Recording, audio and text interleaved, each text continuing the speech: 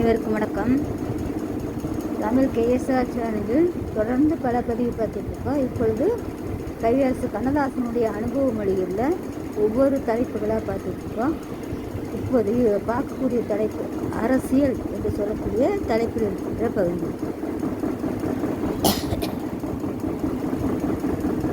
அரசனுக்கு தர்மம் ஒன்றல்ல, பல உண்டு. குல தர்மம் அவற்றில் ஒன்றுதான். ஆனால் அரச தர்மத்துக்கு அடுத்தபடிதான் குல தர்மம். சுய தர்மத்தையும் ஏற்றுக்கொண்டே கருமத்தையும் காப்பாற்றும் மன்னனே அரச தர்மத்தையும் காப்பாற்ற முடியும். கர்மம் அப்படின்னா செயல். தான் எந்த பொறுப்பில் இருக்கின்றோமோ அந்த செயலை சிறப்பாக செய்கின்ற பொழுது அரசனாக இருக்கிறவர் அல்லது அரசியல் தலைவராக இருந்தாலும் அவர்களுக்கென்று இருக்கக்கூடிய பணியை சிறப்பாக செய்வதுதான் அரச தர்மம். நேரான சாலையை விட குறுக்கு சாலைகளே சீக்கிரம் ஊரில் கொண்டு போய் சேர்த்து விடுகின்றன. அதே நேரத்தில் திருப்பி அனுப்பும்போது அதே வேகத்தில் அனுப்பிவிடுகின்றன. விளைவு எதுவாயினும் அரசியலில் எதுவும் ஒரு பாதையாகிவிட்டது. அதுவும் ஒரு பாதையாகிவிட்டது. மக்கள் காலம் பார்த்து சேர்ந்து கொள்வார்களே தவிர காரியத்துக்கான நேரம் வரும் வரை பரபரப்படைவது இல்லை.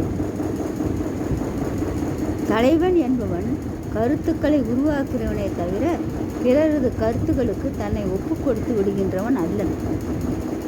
அரசியல் சந்தடிகளில் இருந்து ஒதுங்கி இருப்பது போன்ற ஆனந்தம் வேறு எதிலும் இல்லை. மக்கள் பெரும்பாலும் மந்தைகளை ஓட்டுகிறவன் காட்டிலே ஓட்டினால் இலைகளை சாப்பிடுகின்றன, கடலிலே ஓட்டினால் விழுந்து சாகின்றன. இந்தியாவின் வட எல்லை இமயமலை, தென் எல்லை குமரிக்கடல். வர்க்கங்களும் அப்படித்தான்.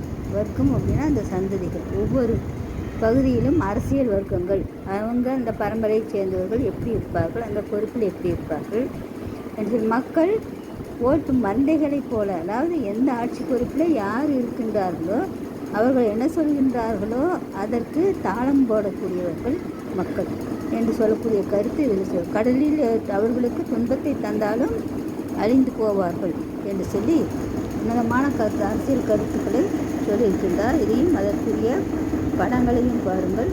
நன்றி, வணக்கம்.